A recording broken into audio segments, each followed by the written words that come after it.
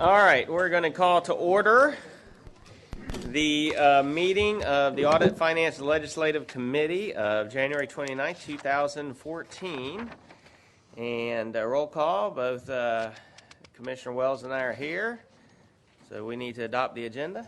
Okay, I would recommend Without objection, so adopted. Need to approve the minutes. I'd recommend adoption. Without objection, so approved. So we'll move on to the discussion items. But first, I just want to note that this meeting, and please confirm, Mr. Gottschalk, is being taped, videotaped, audio taped, and it will be available on the city website. Whether it's available on the city website is not something I control. But it will. I talked to the city manager today, and it just as all of our other meetings will be available on the city website. No charge to the citizens of Gainesville. On our new and improved city website, so we say. All right. So there. All right, so now we're on to the first item. Mr. Gottschalk. The first item is our review of CRA, Community Redevelopment Agency, capital project contracts. This is an audit that was in our annual audit plan for fiscal year 13, which was approved by the City Commission. If you go to, and I'll take you briefly through a summary of this, but not get into any details of it unless you would like us to. Okay. And Mr. Lyons is here. They were very cooperative with our audit and helpful in helping us to understand their processes. And through that process, we do have some recommendations for improvement. But if you look at the cover memo that's within the document to our transmittal memo to the CRA Executive Director, it summarizes why we did the audit, that it was in our annual audit plan, and the primary objective of our audit, to evaluate and provide reasonable assurance that capital project contracts for CRA are adequately monitored and complied with. Gives a little description of the process we went through to satisfy our audit objectives. And based on the results of our review, we believe that the CRA has strong management controls in place that provide reasonable assurance that their capital projects are completed in compliance with contract terms. However, as I pointed out, we do have 3 recommendations for improving those controls related to their payment processing, their direct and indirect expense allocation, and their budgeting controls. And we think these things will help to enhance their already strong internal control system. And as we do for all of our routine standard audits, we meet with the department managers at the beginning and in the middle of these projects, and we go through our recommendations and we get a written response from them. Those written responses are included in this document, and we have received agreement for all 3 of those recommendations for the CRA to implement those. We would ask that that the audit committee recommend that the City Commission accept this and then direct us to do a follow-up. We will go back in 6 to 12 months and check to see that those recommendations have been adequately implemented and report back to you, the audit committee. Okay. And we have the CRA Executive Director here, and we want to know if they want to add anything to this. Other than that, we can move on this. Mr. Mayor, I'd move that we accept the auditor's report and instruct him to return for the follow-up review as provided in the recommendation. Okay, and I agree. So we have a motion and a second. Do any members of the staff first or public wish to speak to this item? Seeing none, turning back. Are you okay with it? I'm okay with it. Motion passes. So we're done with this one. Okay. The next item is similar. And I guess that was a recommendation to the City Commission. Right, it'll go to Yeah, it's going to go to the regular City Commission meeting, and at the next meeting, but probably not. which is also good to point out because we're sort of out of our element here. Normally we'd be downstairs. So the action that Randy and I take is not final action. This will, on this item as well as the other 2 items, will simply lead to something going back to the City Commission for full approval or for any type of modification or no action. So, all right, on to the second item. Okay, we have another audit that we completed in the last fiscal year. It's our review of the payroll system of the city. And again, if you I'll give you just a brief rundown because I know there's probably more interested in the next item. Makes you think that?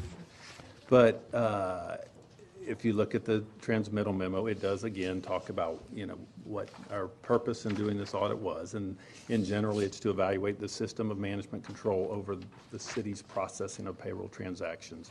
And we look at internal control practices. We look to make sure that that's effective and that they're properly recording, maintaining, and managing payroll transactions, and ensuring that payroll transactions are accurate, authorized, approved, and adequately monitored. So it's certainly a very broad audit and something that takes some time to go through the entire payroll processing of the city. Again, based on the results of this review, we believe that there is compliance with applicable city payroll, personnel, and timekeeping practices, which provides to us reasonable assurance that payroll transactions are accurate, authorized, approved, and monitored. Obviously, there's no way we can assure that every transaction has been done properly, but we did testing and to make ourselves comfortable that it is being done the way it should be done. We did identify several areas in this audit where we believe there's opportunities for strengthening these controls, and so we lay those recommendations out in the report. There's a few more in this item. It provides recommendations related to improving the coordination and efficiency of payroll processing. Number 2, optimizing IT technologies and achieving cost savings through that process. Number 3, modifying payroll reports, the computerized payroll reports and matching of those and reconciling those.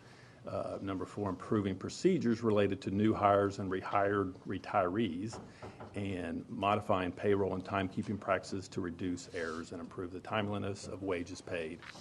And last, improving collection procedures for terminated employee training costs. We've, again, found issues with each of these recommendations that we felt that we needed to make a recommendation to enhance the current process. We work closely with Finance Director Mark Benton and his staff and Interim Human Resource Director Cheryl McBride and her staff, and we appreciate their professionalism and helping us to gain understanding of their system and to work with their people to do our testing. And if there's any questions about the details of this, we can certainly go into that. But otherwise, it's the same recommendation that the Audit and Finance and Legislative Committee would recommend to the City Commission that this report be accepted and that the auditor be directed to bring back a follow-up in future reviews. And again, management has agreed with each of these recommendations.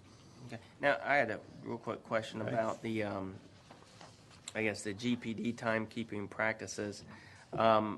So are they transitioning to a new payroll system, and is it for all of general government, or is it just for GPD? And it's just for GPD. They have with the size of their organization and the complexity of some of the things that they have timekeeping for, they are moving to a more automated system, and we are expecting that to enhance some of the controls they have. Do we know approximately when they'll be fully integrated? Do we know? Eileen, do we have an idea of the timing of it?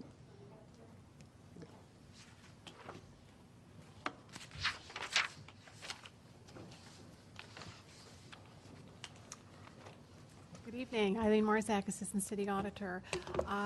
They are currently using the program for their scheduling, and I would imagine, maybe Mark can help some clarification, I would imagine within the next 6 months they should be fully implemented. Well, I think the reason for my question is that, obviously this thing kind of circles back to close the loop with you to follow recommendations, and, we want the follow-up to take place after the full integration of the new system. Otherwise, it sort of stands to reason that you're going to find the same type of problems. As Ms. Marzak pointed out, it's a scheduling piece of software. We anticipate we're going to transition to that by the middle of March, and we hope to have that loop closed, have it finalized, hopefully by early this summer. Good. All right. Very good. All right. And just to follow up on the payroll, I know you're talking about a savings that compares to an average. Is that a savings that you're just talking about the $110,000 based on the number of paychecks that people that we're issuing? Is that something that can be done just by fiat, or is that, by making a simple change, or how do we get at that saving that you're indicating can be Let me let Ms. accomplished now. Marzak comment to that. Mr. Mayor, we would just did some research, and those are just sort of industry standards that usually on a check per basis. So that's our best estimate at this point in time. But it's not directly contracted out. It's the net cost for us, or is it a contracted out charge for the issuing of those It's paychecks? net cost to us. So it's I'm sorry, maybe I don't understand the question. I mean, is it something you can just get the savings by contracting out to a different firm or negotiating a different price, or is it something that reflects the internal operating It's costs? internal. It's correct. It's a savings internally from just not having as much paperwork to push around. And so your expectation is by just simply implementing the changes that have been recommended, you can accomplish that average cost. Yes. basically improved efficiency is what you're getting at. Okay, thank you. All right, very good. All right, so Commissioner, we get a motion to accept the staff recommendation here. Yes, I would move that we accept the staff recommendation and refer that to the City Commission.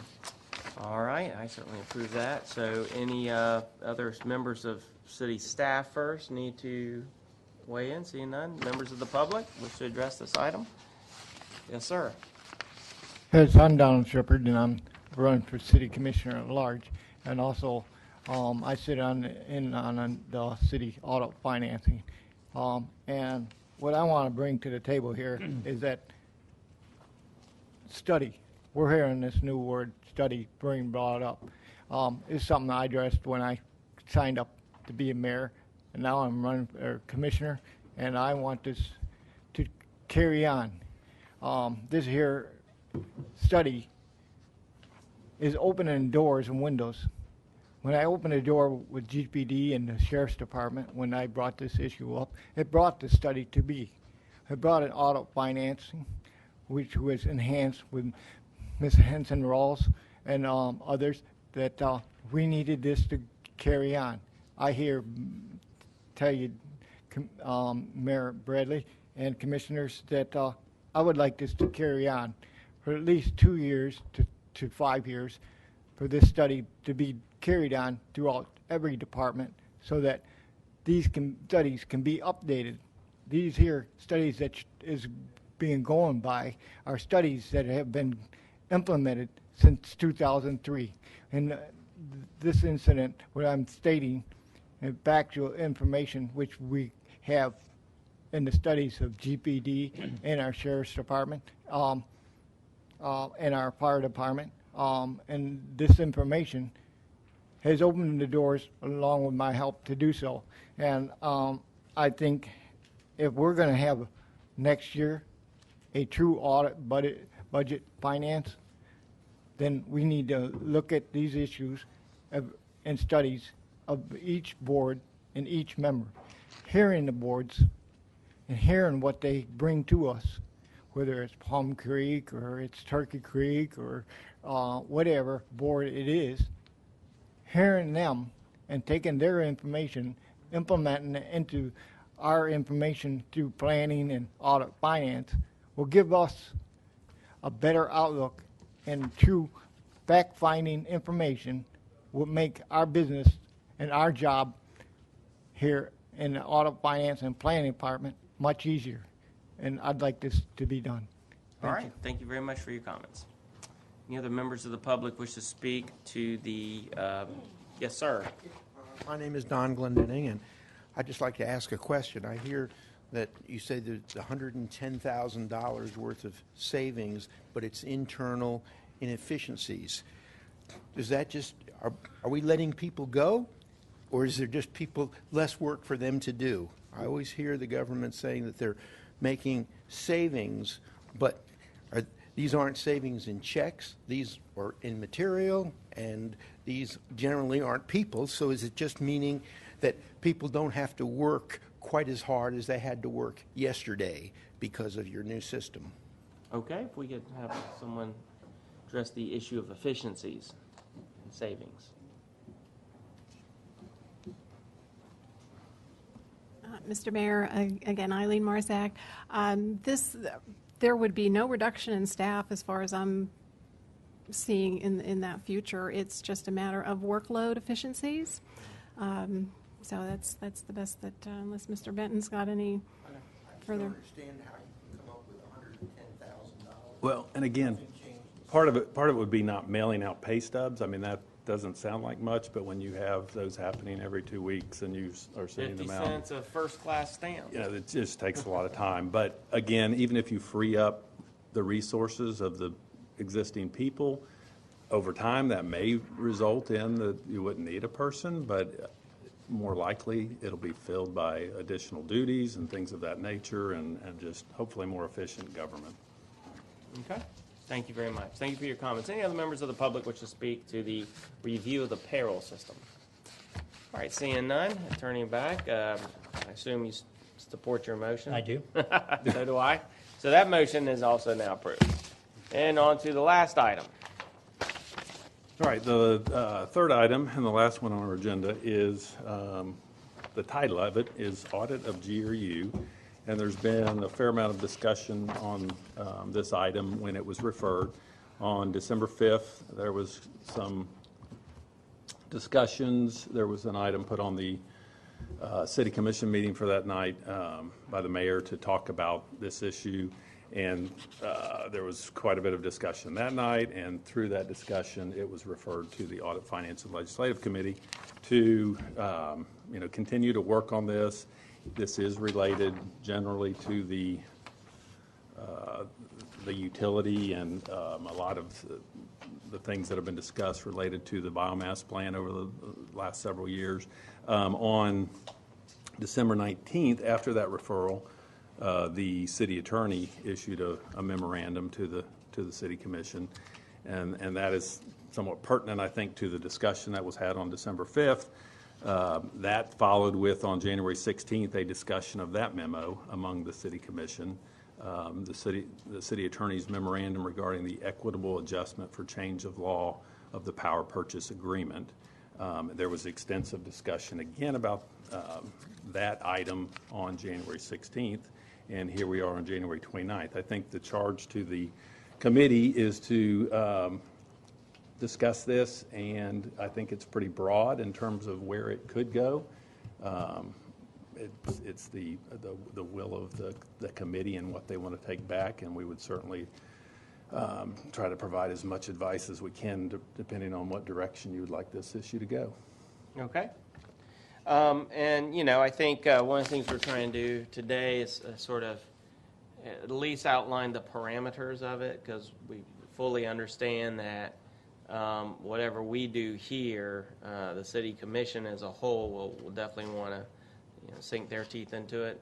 So what I would encourage us to do is sort of, again, lay out the parameters of what we might want to do, if anything, and then prepare that with citizen input, prepare that to go to the City Commission where we can have a more robust, full discussion.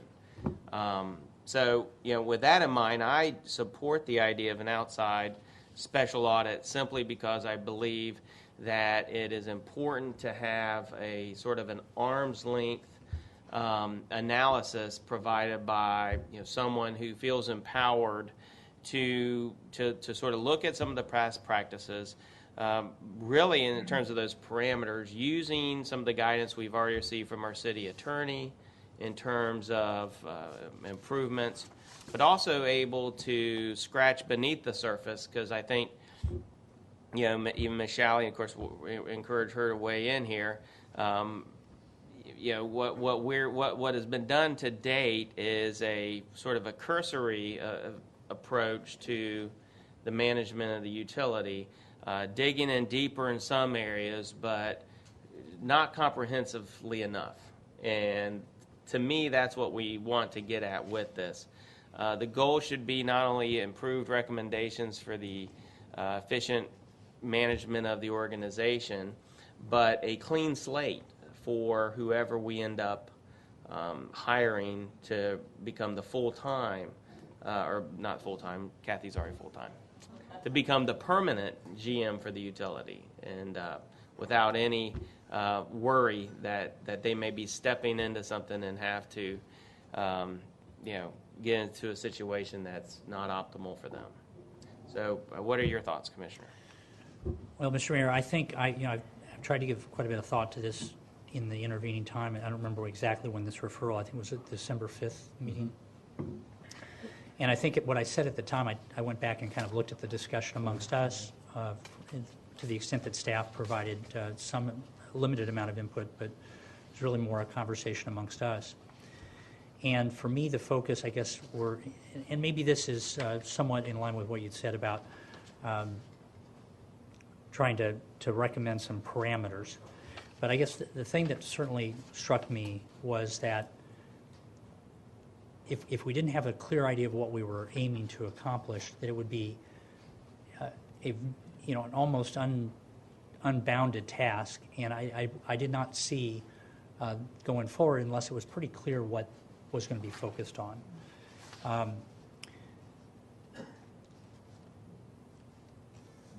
At the end of the day, I think while trying to provide a clean slate or some confidence is certainly a desirable goal, I don't know that there's any assurance that anything that we do is going to ultimately provide that.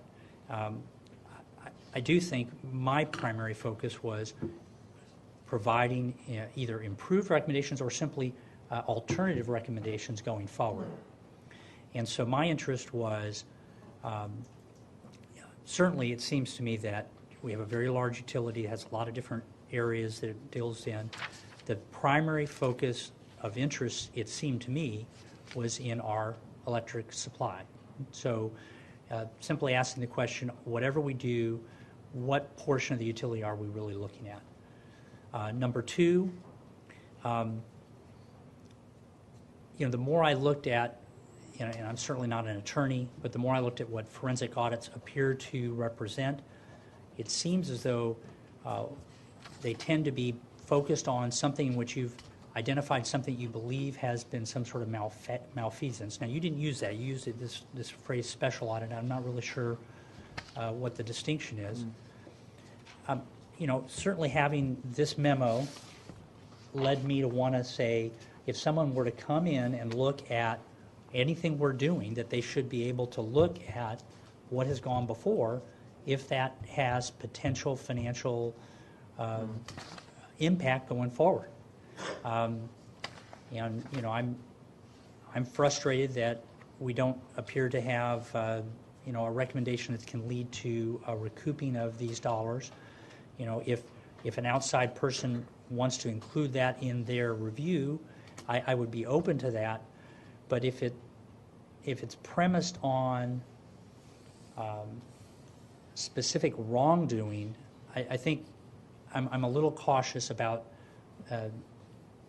essentially opening the door on something that we don't have either our city attorney or our city auditor or any other, or our interim manager pointing to something specific to look at and say, here is where we believe there is some kind of wrongdoing. I'm interested in getting recommendations that can make significant financial benefit going forward. I think that's what all of us are interested in, to the extent that looking back at existing, I think you said past practices, and by which I mean, I think you mean decisions we made under the biomass contract primarily.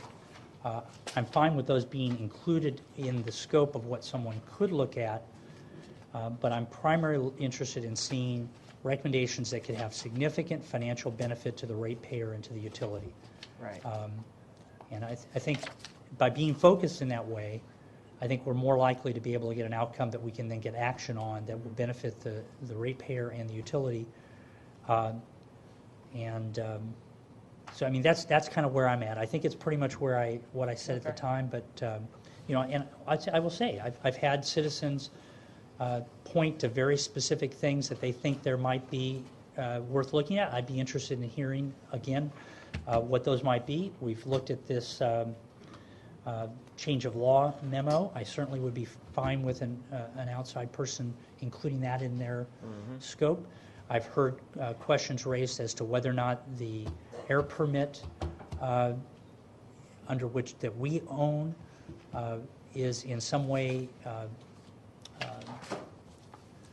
deducting value from the cost of the contracting party in the biomass plant. If there's a possibility that can be revised or changed. I haven't been able to get enough detail about where specifically that authorization came through to be able to say here's where it is so that our city attorney could look at it, but I'd be very interested if we think that has potential value.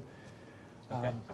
I'd be open to hearing other specific areas where citizens or staff think there are particular things to focus on. But I think to me, ultimately, it's going to come down to can it make a significant financial improvement to the utility so that we're not just going at everything under the sun without a realistic chance of having advantage for our ratepayer. And I think maybe either our city auditor or city attorney can weigh in with, is there a technical definition of forensic versus special? Is there any distinction that we need to know, sort of help frame this? Well, on the 5th, I talked a little bit about what forensic typically is. And typically that would be focused on, looking for malfeasance or fraud and that type of thing. Now, that doesn't mean, the word forensic is used in a lot of different places. The word audit may not be the term you really want to use for this. An audit is one thing, an investigation or forensic accounting investigation is another thing. There's some overlap, but if we do go out with an RFP or we look for outside assistance in evaluating specific issues, I think we need to make sure that we are clear with what we are understanding the objective to be and the result to be. And that's not going to guarantee what the result is, but it's certainly going to help us to clearly shepherd that process. So the terminology, I think we probably should just kind of get away from that until we figure out what we're trying to accomplish, and then we can put a name on it after that, I think, is a better way to approach it. And I would just offer this up, that some of the terms I know seem very loaded, and so for some, the forensic audit. And what I'm not interested in is a fishing expedition or something that's set about to play gotcha, to try and go back in time and say, aha, see, boom, we got you on something. But I am interested in having something that allows us to sort of look at these things, whether it's the Equitable Adjustment Act, the air permit, and go where the evidence and data take them. So if we're looking at the Equitable Adjustment Act agreement, and there's a piece of information or evidence that says that leads us to another piece of whether it's the PPA or something else, they should, in my opinion, they should have the authority to be able to go there too.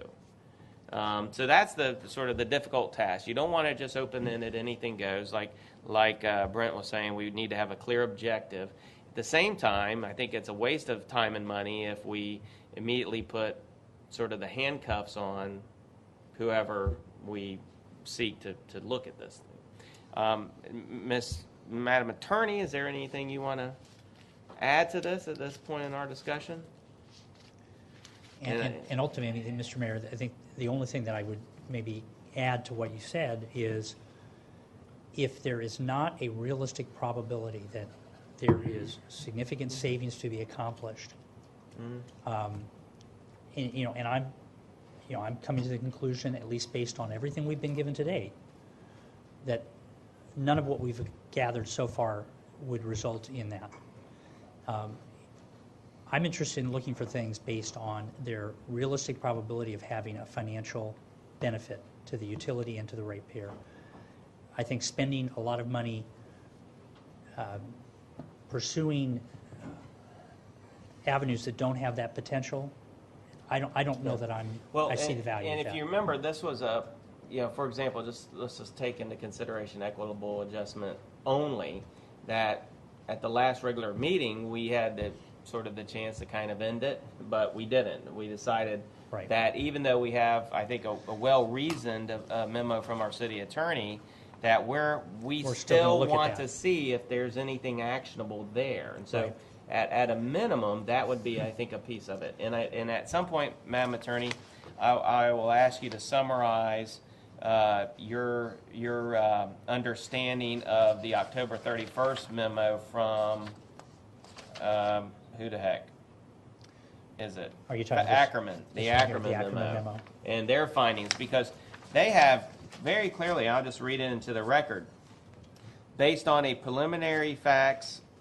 made available to us, it appears that the city does have viable arguments and evidence to support a claim that the action of Mr. Hunzinger in approving and executing the Equitable Adjustment Act or Agreement constitute ultra-virus actions that were not authorized. So it sort of, this analysis lays out the difficult case it would be, but then still says we do think there's action to move on if you so chose. So, and then we have our attorney's memo, which I think incorporated these ideas and then based her own conclusion. So clearly there's different viewpoints. There's sort of a different weighing of the risk. And to me, that would be at a minimum one of the things we would want to empower someone to really look at and get to the bottom of and see if there's anything we can do. Because that would be the savings. That would be the savings we would be looking for. So, Well, I think then I would need to have someone, if it almost seems like that would be implying a two-step process, someone providing some reasonable basis upon which a significant additional investment in that investigation would result in a case that we believe we can make. Right now, I don't see that. I wish we did. I'm very frustrated that there isn't. And so to me, that would be critical. And I'd like to hear from, particularly our interim manager about what productive review from a fresh pair